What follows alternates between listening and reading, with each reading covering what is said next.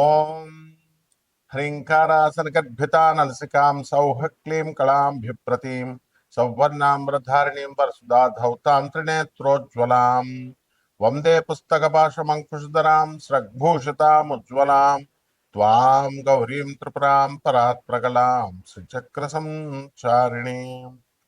ఓం క్లీం క్లీం కామాఖ్యా క్లీం క్లీం నమః. మనకి కామాఖ్యాదేవి గురించి అంబుబాచి అనేటటువంటి ఉత్సవం మనకు సంవత్సరానికి ఒక్కసారి జరుగుతుందని తెలుసు. అయితే అది ఎప్పుడు జరుగుతుంది అని అంటే మనకి ఆషాఢ మాసం శుక్లపక్షం సప్తమి నుంచి ఏకాదశి తిథుల్లో జరుగుతుంటుంది.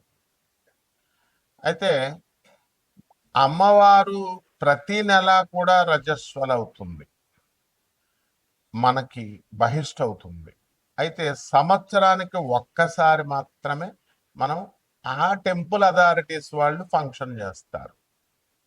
అది ఎప్పుడు అంటే ఈ యొక్క ఆషాఢ శుద్ధ సప్తమి నుంచి ఏకాదశి తిథి వరకు. అది ఎప్పుడు పడింది మనకి జూన్ 22వ తేదీ నుంచి జూన్ 26 వరకు ఫంక్షన్ జరుగుతుంది, ఫెస్టివల్. అంటే అప్పుడేనా అండి అంటే సంవత్సరం అంతా కూడా జరుగుతుంది. ఇప్పుడు పుష్కరాలు ఉన్నాయి, మనం పుష్కరాలు సంవత్సరం అంతా కూడా ఇప్పుడు యమునా నది పుష్కరాలు జరుగుతున్నాయి. దేవగురు అయినటువంటి బృహస్పతి కమండలంలో ఉన్నటువంటి పుష్కరుడు యమునా నదిలో ప్రవేశించాడు. ఎక్కడ కర్కాటక రాశి, గురుడు కర్కాటక రాశిలోకి వచ్చినప్పుడు. అప్పుడు సంవత్సరం అంతా కూడా పుష్కరాలే, కాకపోతే ఆ ఘాట్లు లోతుగా ఉంటాయి, మీకు నీళ్లు ఎక్కడ చేయాలో తెలియదు. కాబట్టి ప్రభుత్వం ఏం చేస్తుందంటే మొదటి 11 రోజుల్ని ఆది పుష్కరాలని, ఆఖరి 11 రోజుల్ని అంత్య పుష్కరాలని చెప్పేసి జరుపుతుంది. మిగతా రోజంతా స్నానం చేయొచ్చు. ఇంకా ప్రిసైజ్గా అనుభవజ్ఞులైనటువంటి మన గురువు గారు చాగంటి కోటేశ్వరరావు గారు వీళ్ళంతా కూడా మధ్యాహ్నం 12 గంటల నుంచి 1 గంట మధ్యలో వీళ్ళంతా కూడా ప్రతిరోజు కూడా పుష్కరుడు ఉంటాడు కాబట్టి స్నానం చేసుకోవచ్చని. అలాగే కాశీలో కూడా మణికర్ణికా ఘాట్లో ప్రతిరోజు కూడా, ఇంకా ఈ ఈ సంవత్సరం ఆ సంవత్సరం లేదు, ప్రతిరోజు కూడా 12 నుంచి మనకి కొన్ని గడియల పాటు 1 గంట వరకు మీరు స్నానం చేసుకోవచ్చు అని చెప్పారు. అయితే ఇక్కడ ఈ యొక్క అమ్మవారు మనకి శాస్త్ర ప్రమాణం ఉంది. అదేమిటంటే ప్రతి మాసం భవేద్దేవి యత్ర సాక్షాత్ రజస్వల. అంటే ప్రతి మాసాన్ని కూడా మనము ప్రతి మాసం మనం అనొచ్చు, సంస్కృతంలో మాసే మాసే అని అనొచ్చు, మాసి మాసి అని అనొచ్చు అన్నమాట. అందువల్ల మనకి ప్రతి నెల కూడా స్త్రీలు అందరూ కూడా ఏ విధంగా అయితే బహిష్ట అవుతారో ఆ విధంగా అమ్మవారు కూడా, కామాఖ్య అమ్మవారు కూడా బహిష్ట అవుతూ ఉంటుంది ప్రతి నెల. కాబట్టి మనం ఈ అంబుబాచి ఫెస్టివల్కి వెళ్ళలేకపోయామండి అని బాధపడాల్సినటువంటి అవసరం లేదు. ఏ టైంలో అయినా సరే ప్రతి సంవత్సరం ప్రతిరోజు కూడా మీరు ఆ యొక్క అమ్మవారిని మనం ధ్యానించుకోవచ్చు, కామాఖ్య అమ్మవారిని దర్శించుకోవచ్చు. ఆమె ఎవరో కాదు, ఆమె సాక్షాత్తు మాయాపీఠమైనటువంటి బెజవాడ కనకదుర్గాదేవియే అక్కడ యోనిపీఠంలా అక్కడ మనకి కామాఖ్యలో వెలిసింది, ఇందులో డౌట్ లేదు. తర్వాత ఆ అమ్మవారి ఒడ్డున బ్రహ్మపుత్ర నది మనకు ప్రవహిస్తూ ఉంటుంది. ఆ బ్రహ్మపుత్ర నది లో మనకి ఈ యొక్క ఉత్సవం అనేటటువంటి జరుగుతుంది. అక్కడ ఒక ఘాట్లో కుంకుమ వేస్తారు. కుంకుమ వేసి అమ్మవారి మిగిలిపోయినటువంటి ఈ యొక్క పూలు పుష్పాలు కుంకుమ వేయడం వల్ల ఆ వాటర్ అనేటటువంటిది ఎర్రగా అక్కడ మాత్రమే ఉంటుంది. దాన్ని పట్టుకొని వీళ్ళందరూ కూడా బ్రహ్మపుత్ర అనేది ఈనిందా అని ఎర్రగా ఉంటుంది అని చెప్పేసి పుకార్లు లేపారు. అతిశయోక్తి, ఎగ్జాగరేట్ చేశారు. అదేవిధంగా అమ్మవారు అక్కడ వాటర్ అంతా కూడా లైట్ పింక్ కలర్, గ్రీన్ కలర్లో ఉంటుంది.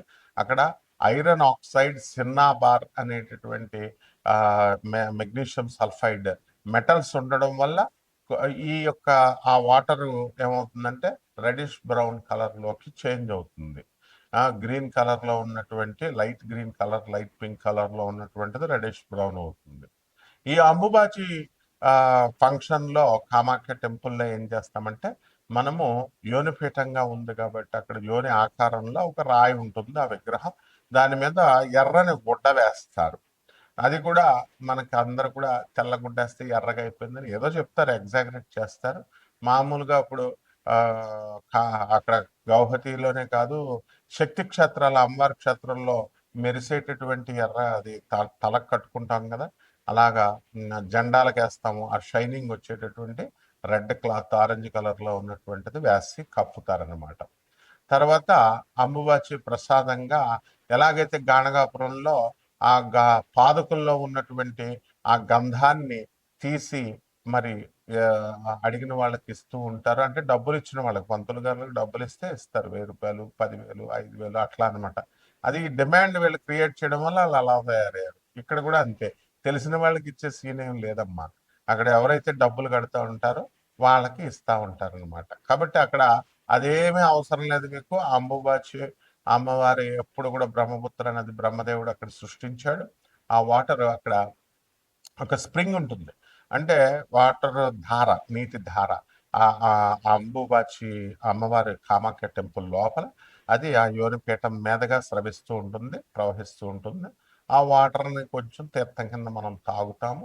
అక్కడ కామాఖ్య టెంపుల్లో 64 యోగిని గణాలు, తర్వాత అష్టాదశ శక్తి పీఠాల దేవతలు, మొత్తం సమస్త శక్తులు అందరు కూడా ఉన్నారు. దశమహావిద్యల అధిష్టాత్రులైనటువంటి తార, మహాకాళి, చిన్నమస్త, త్రిపుర భైరవి, బగళాముఖి, తర్వాత రాజశ్యామల అంటే మాతంగి, తర్వాత భువనేశ్వరి, కమలాత్మిక, ధూమావతి అండ్ షోడసి లలిత అమ్మవార్లందరూ కూడా అక్కడ ఉంటారు. ఆ టెంపుల్ నుంచి ఒక 8 కిలోమీటర్ల దూరంలో భువనేశ్వరి అమ్మవారు ఉంటారు. కాబట్టి సాధన చేయాలి అనుకునేటటువంటి వాళ్ళు అక్కడికి వెళ్ళి దర్శించుకుంటా ఉంటారు, అక్కడ ధ్యానంలో చేసి వస్తూ ఉంటారనమాట. కాబట్టి ఇక్కడ మనకి ఈ అమ్మవారి గురించి ఏం చెప్పారు, పుష్కరాల్లో ఏ విధంగా అయితే మనకి, ఇప్పుడు మాది గోదావరి రాజమండ్రి, గోదావరి పుష్కరాల్లో ఆ సంవత్సరం అంతా కూడా మేము పెళ్లిళ్ళు చేయం ఆ నది ప్రవహించాడు. అలాగే మేము బెజవాడలో పెరిగాం, బెజవాడ కనకదుర్గ దేవస్థానం గురువుల దగ్గర, మన దత్తాత్రేయ శర్మ గారి దగ్గర మేము చదువుకున్నాం. కాబట్టి మరి అక్కడ ఆ కృష్ణానది ఒడ్డున మరి అక్కడ కూడా కృష్ణా పుష్కరాలు జరిగినప్పుడు పెళ్లిళ్ళు చేయం, ఆ నది ఒడ్డున ఉన్నటువంటి శుభకార్యాలు చేయరు పుష్కరాల్లో.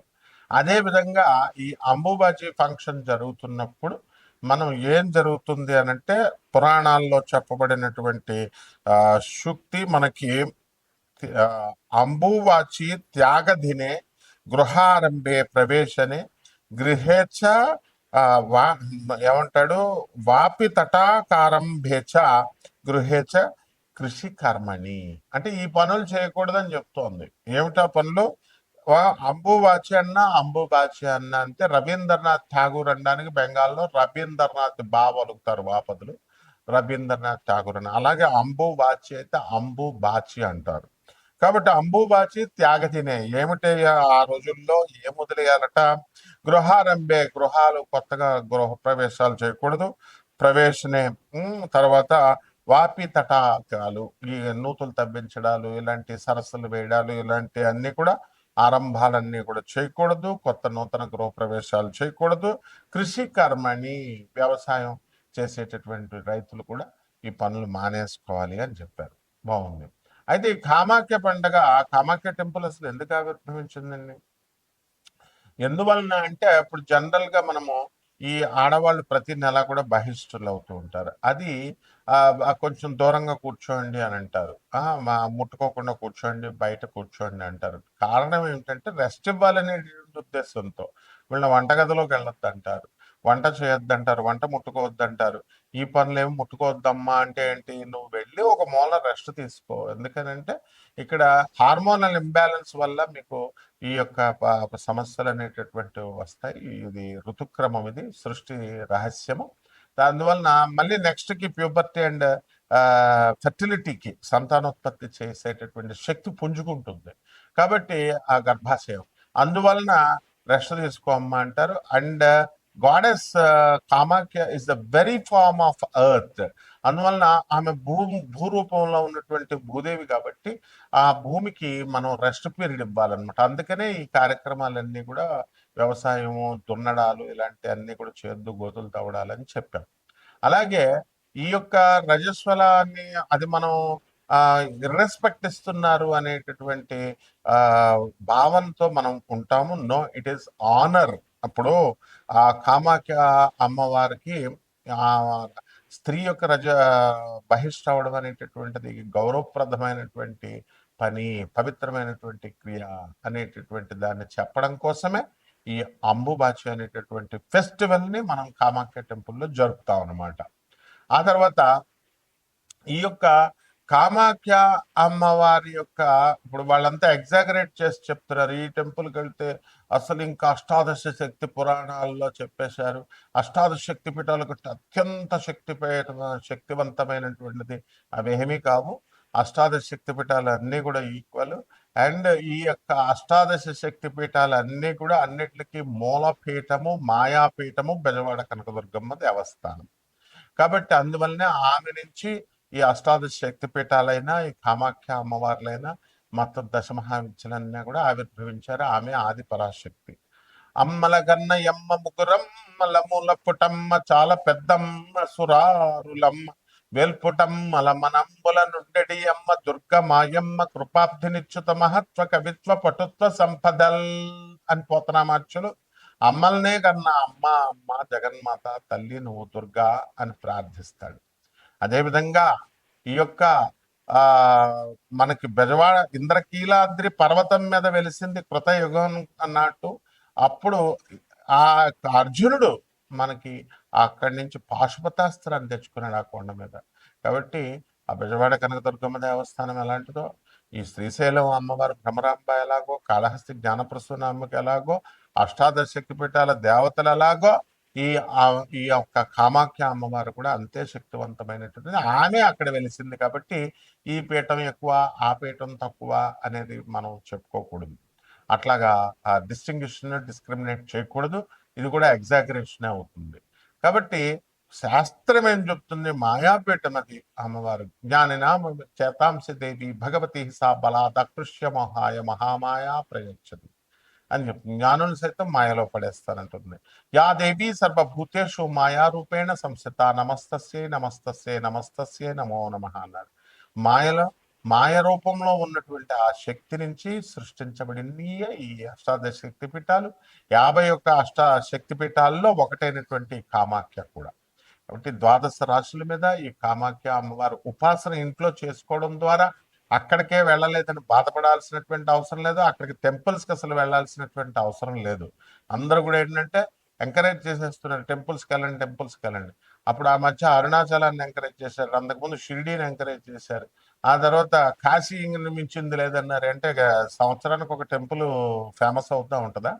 వీళ్ళ పర్పజల్ చెప్పేటటువంటి వాళ్ళు పర్పజల్ సర్వ్ అయినప్పుడు వ్యూస్ మీరు బాగా చూస్తూ ఉంటారు కాబట్టి వేరే దేవస్థానం గురించి చెప్తూ ఉంటారు. కాబట్టి దేవాలయాలకు వెళ్ళాల్సినటువంటి అవసరం లేదు. ఆ విగ్రహం అనేటటువంటిది ప్రతిబింబం అన్నమాట. ఆ దేవతకి ప్రతిబింబం ఇంట్లో చేసుకోండి. ద్వాదశ శక్తి పీఠాలన్నింటికి కూడా ద్వాదశ రాశులు వారు ఏ విధంగా ప్రభావితం చేస్తాయి అష్టాదశ శక్తి పీఠాలు, ఈ కామాఖ్య టెంపుల్ అనేటటువంటిది మనం ఒక్కొక్క రాశి వారీగా చెప్పుకున్నాం. కన్యారాశి. ఈ కన్యారాశి వారికి అందరికీ కూడా మనకి ఈ యొక్క అంబుబాచి సమయం తర్వాత ఈ కామాఖ్య టెంపుల్ అంటే శుద్ధ ఆషాఢ శుక్ల సప్తమి నుంచి ఏకాదశి దాటిన తర్వాత చాలా అద్భుతాలు మీ జీవితంలో జరగబోతున్నాయి. అలాగే మిమ్మల్ని అడవిలో తీసుకెళ్లి పడేసినప్పటికీ కూడా మీరు ధనం సంపాదన అనేటటువంటి బ్రహ్మాండంగా మీరు చేయగలుగుతారు. అలాగే ఉద్యోగాలు చాలా మంది కోల్పోయారు కన్యారాశి వాళ్ళు ఫారిన్లో కానీ అక్కడ ఆ ఉద్యోగాలన్నీ కూడా మీకు మళ్ళీ తిరిగి రావడానికి అవకాశాలు ఉన్నాయి. లే ఆఫ్లో, రిసెషన్లో పోయినటువంటి వాళ్ళంతా కూడా. అలాగే ఈ యొక్క విద్యార్థులను మనం తీసుకున్నప్పుడు ఈ విద్యార్థులందరూ కూడా బ్రహ్మాండంగా మీకు పాస్ అవ్వడము, మీరు కోరుకున్న చోట్లలో సీట్లు రావడము, ఇలాంటివన్నీ కూడా మీకు జరుగుతాయి అన్నమాట. అలాగే ఈ ప్రభుత్వాలకు సంబంధించి బ్రహ్మాండమైనటువంటి లాభాలు జరుగుతాయి. గవర్నమెంట్ కాలేజెస్, గవర్నమెంట్ ఇవన్నీ కూడా వీటిలో సీట్లు రావడం. అలాగే ఈ యొక్క కాంట్రాక్టర్లు ఎవరైతే ఉన్నారో అటువంటి వాళ్ళందరికీ కూడా ఇంకా బిల్స్ ఇవ్వలేదండి అని బాధపడుతున్నటువంటి వాళ్ళందరికీ కూడా ఆఫీసర్లు శాంక్షన్ చేయడం అనేటటువంటిది జరుగుతుంది. అలాగే ఎంతకాలంగా ఎవరికైతే మీ తల్లిదండ్రులకు బాగుండలేదో, ముఖ్యంగా తండ్రికి, అతని యొక్క ఆరోగ్యము ఈ యొక్క కామాఖ్య అంబుబాచి ఫంక్షన్ తర్వాత నుంచి బ్రహ్మాండంగా మీకు ముందుకు వెళ్తారనమాట. చాలా బాగుంటుంది. అదేవిధంగా వృత్తి దగ్గరకు వచ్చేసరికి మనకి బుధుడు జూలై 7 తర్వాత స్వక్షత్రగతుడు అవుతున్నాడు. అందువలన అంతకు ముందు మీకు ఉద్యోగాల్లో చాలా టెన్షన్స్, అసలు ఉంటుందా ఉద్యోగం, ఊడిపోతుందా అనేటటువంటి సందిగ్ధంలో ఉన్నటువంటి వాళ్ళందరికీ కూడా మీ ఉద్యోగాలు సేఫ్ అని చెప్పేసి మీకు బ్రహ్మాండంగా మీరు తెలుసుకోగలుగుతారు. అదేవిధంగా ఈ యొక్క బుధుడు వక్రించి మనకి జూలై 24 తర్వాత నుంచి ఉన్నాడు కాబట్టి అక్కడి నుంచి ఉద్యోగంలో టెన్షన్, హై టెన్షన్ అనేటటువంటిది ఎక్కువగా ఉంటుంది. మీ మేనమామల యొక్క మీకు మధ్య కాస్త ఇండిఫరెన్సెస్ రావడానికి, మిస్అండర్స్టాండింగ్స్ రావడానికి అవకాశాలు ఉన్నాయి కాబట్టి జాగ్రత్తగా మీరు చూసుకోవాల్సినటువంటి బాధ్యత మీకుంది. అలాగే భాగ్యములో ఉన్నటువంటి ఈ యొక్క మనకి ఈ కుజగ్రహ ప్రభావం వల్ల మీ సోదరులందరూ కూడా మీకు సహాయం చేయడం జరుగుతుంది. మీ సోదరులు మంచిగా డెవలప్ అవ్వడం జరుగుతుంది. అలాగే అగ్ని ప్రమాదాలు, చోర భయాలు, అలాగే ఇలాంటి ప్రమాదాల నుంచి మీరంతా కూడా యాక్సిడెంట్స్ వీటి నుంచి ఈ యొక్క కన్యా రాశి వారు తప్పించుకోవడం జరుగుతుంది. కాబట్టి పరిహారాలు ఏం చేసుకోవాలండి అని అంటే, మనము ఈ యొక్క బుధ జపం చేసుకోండి, భుజ స్తోత్రాలు చదవండి, బుధుడికి కిలోంపావు పెసల్ని, ఆకుపచ్చ రంగు ఉన్నటువంటి వస్త్రాల పేద బ్రాహ్మణులకి దానం చేసుకోండి బుధవారం నాడు కరెక్ట్గా ఉదయం 7 గంటలకి. అలాగే దశమహావిద్యల్లో ఒకటైనటువంటి త్రిపుర భైరవి అమ్మవారి యొక్క హోమాన్ని, అమ్మ యొక్క మంత్ర జపాన్ని మీ ఇంట్లో చేసుకోవడం ద్వారా బ్రహ్మాండంగా ఉంటుంది. మర్చిపోతూ ఒక జువ్వి చెట్టుని కానీ, ఒక జంబి చెట్టుని కానీ మీరు ఇంట్లో పెంచుకుని తులసి చెట్టుకు పూజ చేసుకున్నట్లుగా మీరు పూజ చేసుకున్నట్లయితే బ్రహ్మాండంగా ఉంటుంది. శుభమస్తు.